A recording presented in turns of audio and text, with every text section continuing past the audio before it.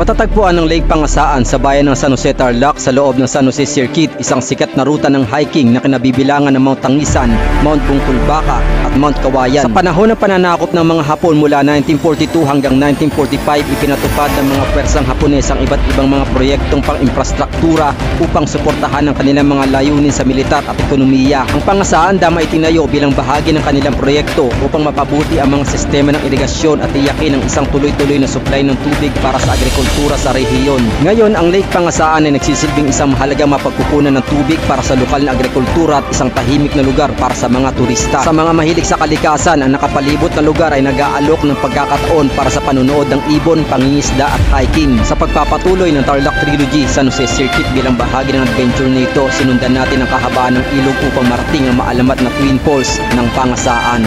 Kala ko, isi trail.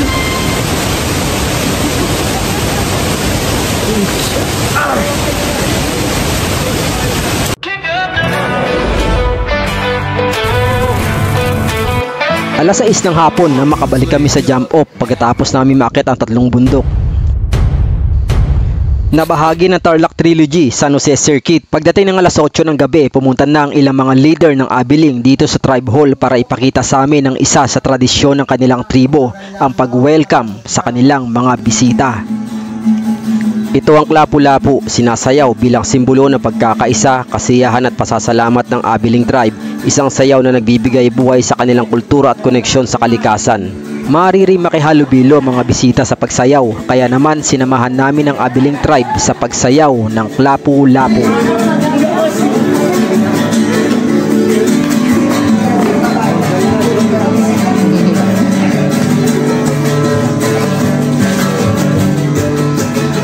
Marami pa mga tradisyon at kaugalian ng tribong Abiling, ilan dito ay nadokumento na sa mga aklat at ngayon sa social media. Gaya ng ilang tribo sa ating bansa, may mga ilang tradisyon at paniniwalang tribong Abiling na hindi pa natin nalalaman.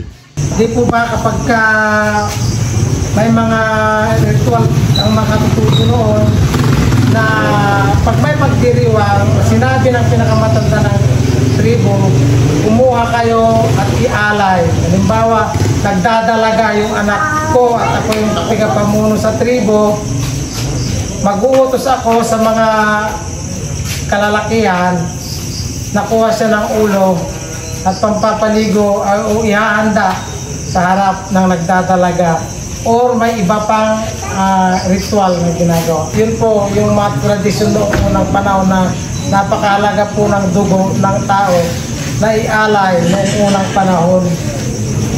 Paduy-doy, isang uri ng ritual na pasasalamat. Pinagpapasalamat namin nito doon sa mga ani na ginagawa ito ng buong komunidad na nag-aalay magmula sa mga kanyang inani or sa mga nakuhang mga mailat na hayop. Hanggang ngayon sir, naniniwala pa kayo sa anito? Yes sir, unang-una itong katabi ko may anito ito. Kaya yung pagsasayaw ay napakasagrado. Kaya binabantayan namin siya. Kapag kasi sumanib sa kanya yon, iba yung makikita nyo sa kanya. Kasi nagaganap ito pagka may mga celebration, ang mga indigenous people sa Kapatagan. Kung sa makabagong panahon yan yung sinasabi nilang spirito na hindi nakikita, subalit sumasalib siya sa tao. May mga anito na manggagamot, may mga anito na tagapagpayo, may mga anito ng mga hunter, may mga anito na nangangalaga sa kagubatan. Parang ganun siya sir, na sumasalib sa tao. Kinabukasan, maagang pumunta sa Tribe Hall ang mga makakasama naming guide sa Pangasaan Waterfalls. Nagdala po ng rope para mayroon tayong hawakan magagamit para iwas tayo sa disgrasya. So, yun lang po magandang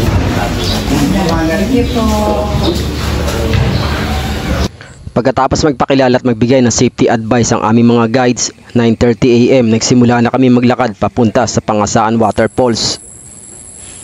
For the second day, magandang sikat ng araw sa umagang ito, kaya habang papunta kami sa Pangasaan Waterfalls, mula dito sa kalsada ay mas nakita namin ang ganda ng kabundukan na aming inakyat kahapon. Nadaanan ulit natin itong mga inakyat na bundok kahapon. So ito, mas malinaw na nakikita natin ngayon dahil maganda yung sikat ng araw, ang Mount Tangisan. At sumunod yung bundok na inakyat namin ay ang Bungkol Baka. So yung next na malapit na bundok doon, ito yung Mount Kawayan. Iba na ang way ng papunta sa waterfalls, kaya hindi na namin dinaanan ang Pangasaan Bridge. Mula sa aming pinaglalakaran, makikita na ang lawak ng palayan na posible naming daanan. Pero bago makarating doon, mapapalusong ang ating mga paa sa sapa. Lagi ba to sir, hindi nawawala ng tubig dito? Hindi sir. Natutuyo din? Ito matutuloy din kapag summer na. Pag summer, oo. So nandun yung tulay. Pero hindi pa dyan natatapos dahil pagdating sa palayan, dadaan ka sa mga pilapil na ilan dito ay may malalalim na putik. Malalim?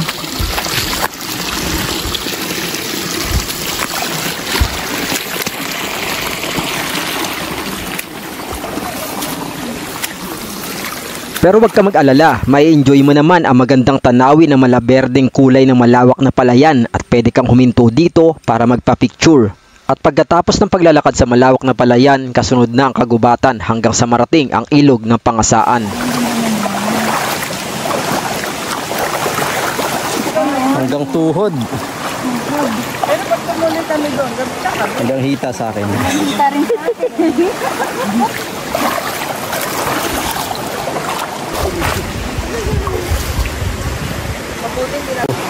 Guys, except dun sa mga mapuputik na trail, dapat maging prepared din kayo dito sa river trekking. Mukhang mahaba-habang lakaran to dito sa ilog, sasalubungin nyo yung current. And yun, dapat meron kayong mga dry bag para ma-protection yung mga gadget nyo. Ito pa lang ang kauna-unahan naming pagtawid sa ilog.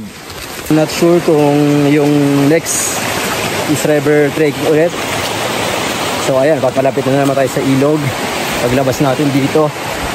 Oh, okay, riverside lang pala. Ito lang tayo maglalakad. Hindi na natin kailangan maglakad dito sa hindi na natin kailangan salubungin yung agos ng ilog. Yun lang, after 2 minutes, another river crossing tayo ulit.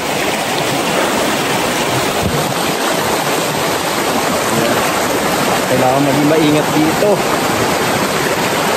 May mga part na malalalim. Dito straight lang.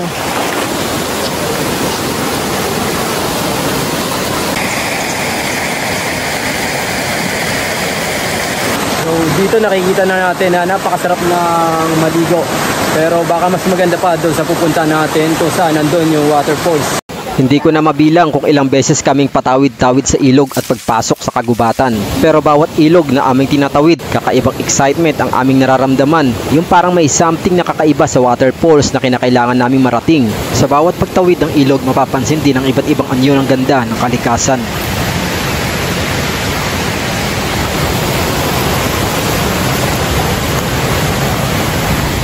And then, pasok ulit tayo dito sa forest trail.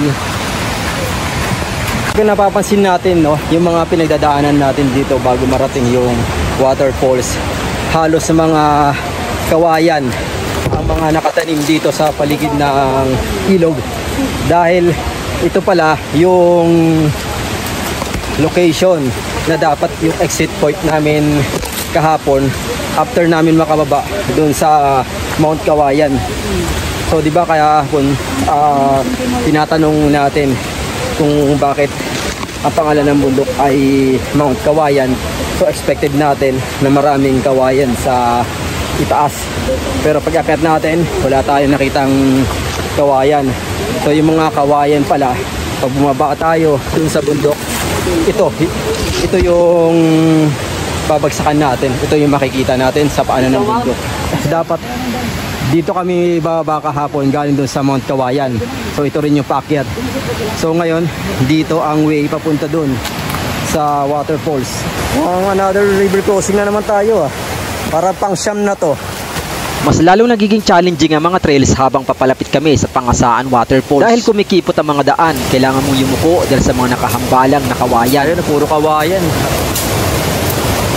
Ito yung sa baba ng bundok ng Mount Kawayan. May konting pagbaba sa malalaking bato. So dito may experience nyo. Ang kailangan bumaba, yumuko, sumuot, at pag-akyat ulit. Uy! Nag-post pa nga. Isa pa.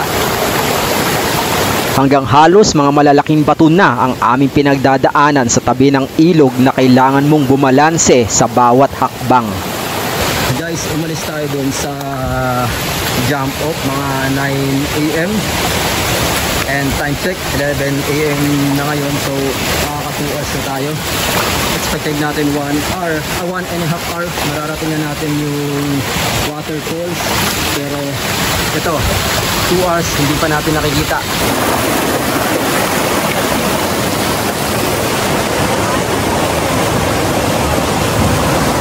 Sa mahigit 2 oras namin paglalakad mula dito, ilang minuto na lang daw ay mararating na namin ang waterfalls. Yung mga ilang minuto lang, mga 3 minutes, narating na natin itong waterfalls na to, pero hindi pa ito yung target waterfalls natin. Kaya mula dito, kailangan pa natin umakyat doon hanggang marating natin yung target na waterfalls. Kanina, challenging na yung mga pinagdaanan natin. Pero yun, warm up pa lang pala yun. Dito nakikita natin yung isa sa mga guide natin na si Mark, piniprepare na yung rope. So mukhang ito yung most challenging na gagawin natin bago marating yung Pangasaan Waterfalls.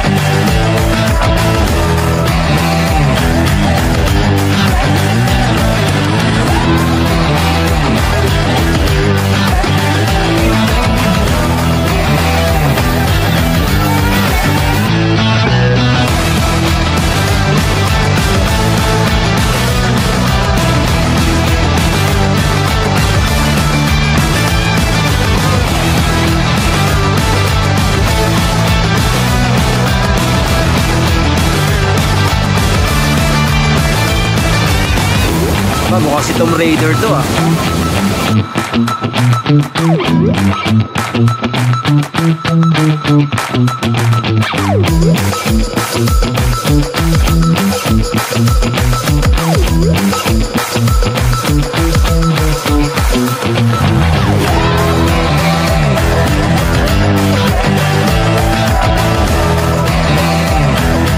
So habang hinintay namin makapek yung mga ibang kasama namin, so may nakapansin kaming ahas dito sa taas.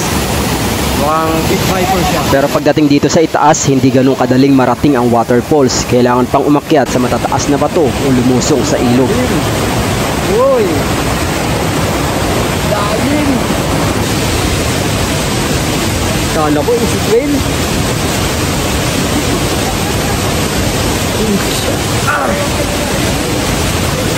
Kung na rin mag-swimming, maliligaw ka na rin naman. Daan ka doon, yun o, si Glenn, no? Oo, malalim, hanggang dibdib. Hanggang dibdib niya, matangkad na yan, ha? Try mo dito. Dito na lang, mag-rockline ka. May nakitang madaling daan si Mark, ang aming guide, pero medyo matagal bago makarating sa taas. Kaya habang hinihintay ko silang makaakyat, in-enjoy ko munang mag-isa ang waterfalls. Pick up the dust, let it fly in the air. Spin those wheels, yeah, we're going somewhere. Raise your hands, let your worries go. We're living fast and we're loving the show. Pick up the dust.